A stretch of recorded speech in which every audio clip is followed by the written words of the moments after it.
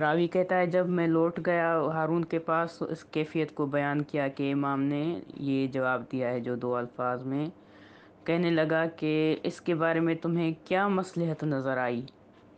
تو راوی کہتا ہے میں نے کہا اے میرے آقا، آپ اگر زمین پر خط کھینچ دو اور موسیٰ بن جعفر اس کے درمیان بیٹھ جائے اور کہے کہ میں اس سے خارج نہیں ہوں گا تو وہ سچ کہتے ہیں اور اس سے وہ باہر نہیں جائیں گے۔ وہ کہنے لگا ایسا ہی ہے جیسا تو کہتا ہے، لیکن اس کا میرے پاس رہنا زیادہ مجھے محبوب ہے۔ اور راوی کہتا ہے کہ ہارون نے اس سے کہا کہ یہ واقعہ کسی سے بیان نہ کرنا۔ وہ کہتا ہے کہ جب تک ہارون زندہ رہا میں نے کسی سے نہیں کیا یہ بیان واقعہ۔